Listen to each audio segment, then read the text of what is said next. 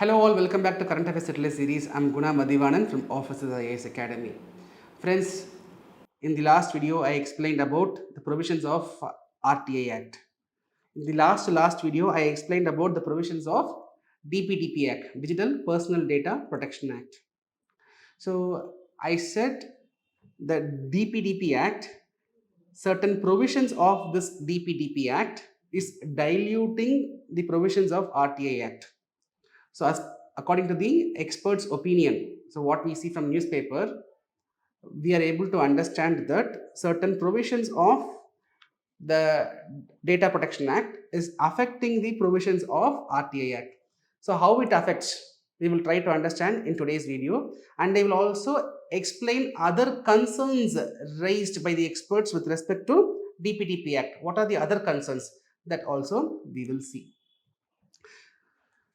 So, clause, 44 clause 3, right? 44 clause 3 of the DPDP Act, Digital Personal Data Protection Act. So, 44 clause 3 of this Data Protection Act is amending the entire section of 8 clause 1 clause J of RTI Act. Remember, that is 44 clause 3 of Data Protection Act is actually amending the section 8 clause 1 clause J of Right to Information Act. So what is this section 8 clause 1 clause J? First, what is section 8? I explained in the last video. If you haven't watched my previous two videos, please watch it for better understanding of this discussion. So section 8 of the RTI Act, it gives the exemption list. So as per RTI Act, citizens are empowered to request, they have the right to request the information from public authorities. Okay, so I can request for information, public authorities should reveal the information. This is what RTI Act, the sum and substance. But section 8 talks about situations. Section 8 talks about situations where the informations need not be revealed. It talks about exemptions, in which situations the information need not be revealed. For example, to protect the security of the nation, to ensure the public order. Like that, we saw a list, the exemption list. That is section 8 broadly. Section 8 clause 1 clause J. Section 8 clause 1 clause J. That talks about the personal informations of the public authorities. See, here I have given the exact wording of the section 8 clause 1 clause J. So in brief, the sum and substance of section 8 clause 1 clause J is, see, I cannot go and ask the personal details of public authority. RTI Act says I can get the information from the public authorities functions. That is okay. But in the name of that, I cannot ask the personal informations of the public authority. For example, let us say I want to know the friends and the relatives names of district collector. District collector is a public authority. Now through RTI Act, can I ask the list of names who are the friends of the district collector? This list is a personal information of district collector. That personal information is nowhere related with public activity. Right? So when the personal information of a public authority, if that personal information, if it is nowhere related with the public activity, in that case, that information need not be revealed. Section 8 clause 1 clause J says. Are you getting my point? Just like that, I cannot go and ask my district collector to reveal all his personal information. Right? Your brother's name, sister's name, their children's name, I cannot ask, because that information is nothing to do with public activity. So section 8 clause 1 clause J explains about this. However,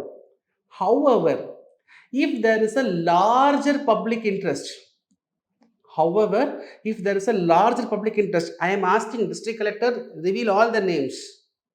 I am asking that because there is a larger public interest, and if that larger public interest, if it is justified, if it is convincing, the information commissioners, the state information commissioner, the central information commissioner, if they get convinced, yes, the question Though the question is personal, but however there is a larger public interest, we need to know that.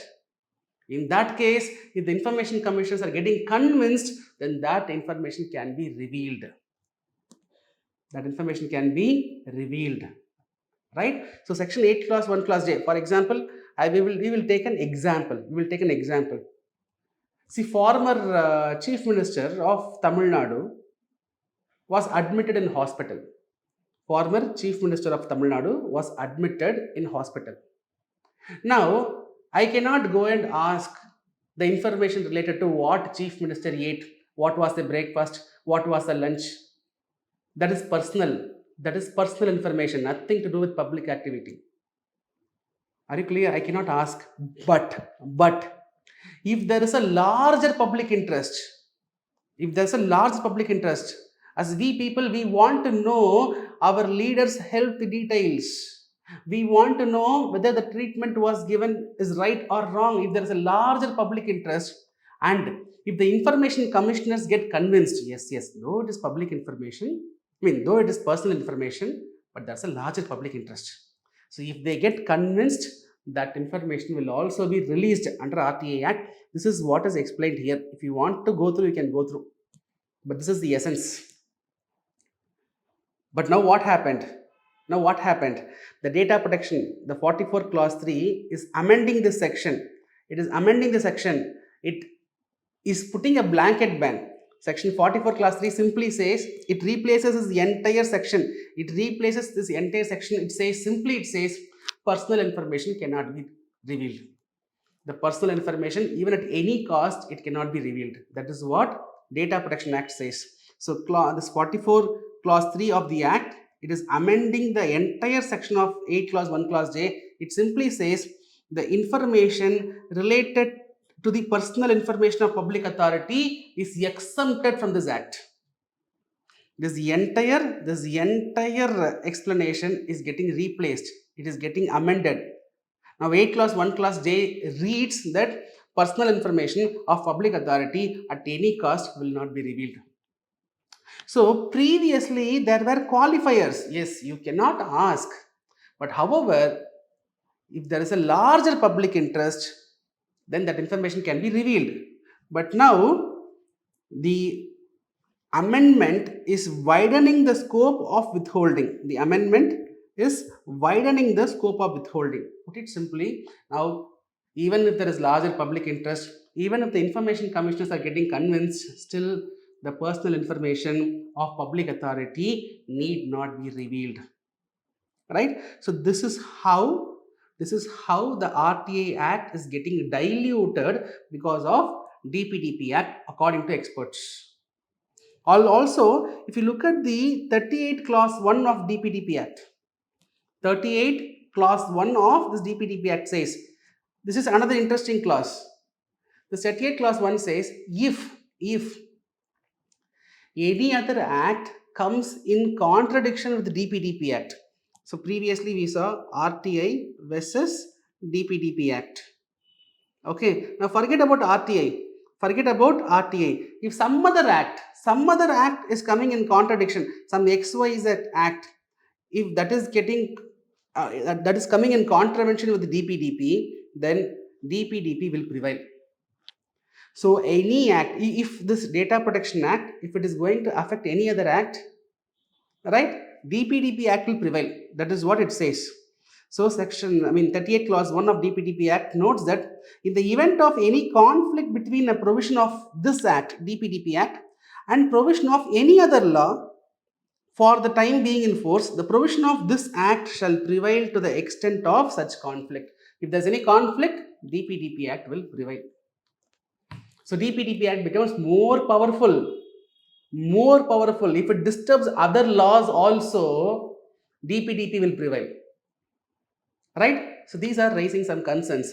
And other concerns about this DPDP Act, other concerns, criticism, widely discussed in newspaper, I have collected here. So what are that? One by one quickly we will see. See, exemptions to data processing by the state. If state is a data fiduciary, what is data fiduciary? Please watch my Data Protection Act Basics video. I explained what is data fiduciary, what is data principal. Please watch.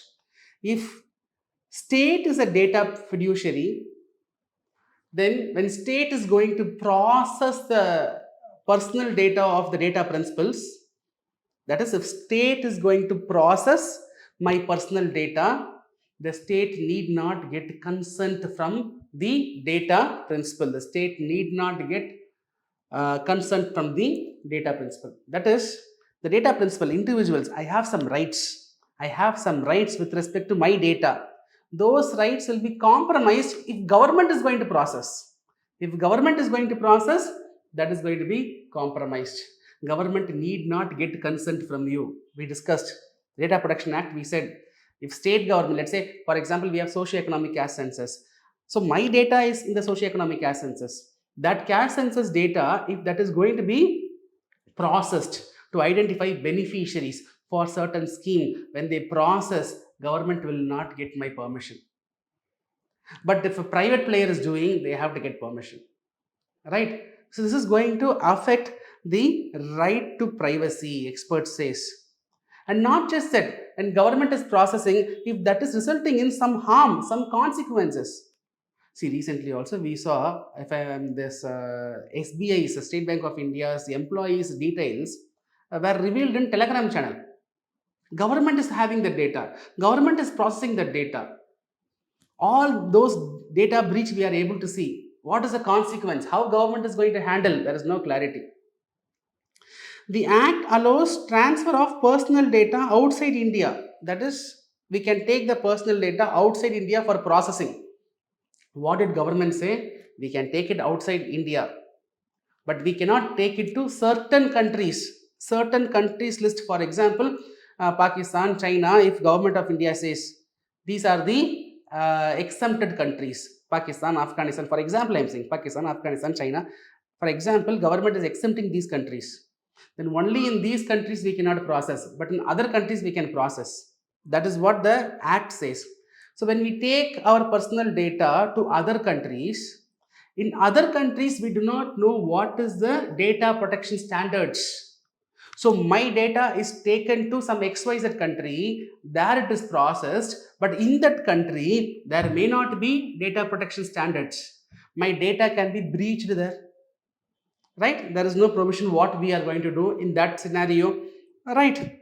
And similarly, the members of the data protection board is appointed only for 2 years. It's a very short period. 2 years is a short period, and they are becoming eligible for reappointment. So when there is a scope for reappointment, term is shorter and there is scope for reappointment, maybe the members, through these provisions, their autonomy is getting diluted. When there is scope for reappointment, let's say I am appointed as member of data protection board. In 2 years, there's a scope for reappointment. Maybe I might favor the government. Maybe I might favor the government. So if I favor the government, I will get once again appointed. There's a scope. There's a scope for misuse. And only short term, only for 2 years. Right? So that independence can get diluted because of this provision. And also for false complaints, data principal, when they give a false complaint, that can invite a penalty up to 10,000 rupees. So this might prevent the genuine complaints also. Say for example, I might fear, I go, I raise a complaint, and if data protection board says it is a false complaint and they slash 10,000 rupees fine on me, maybe it can hinder, it can deter others also to raise some questions. So these are the opinions of the experts. Okay, so these are some criticism points with respect to DPDP Act, and we discussed how this DPDP Act is diluting the RTI Act. I hope the discussion was useful. Very important topic from both prelims as well as mains. So I will see you tomorrow with another important video. Till then, bye. Take care.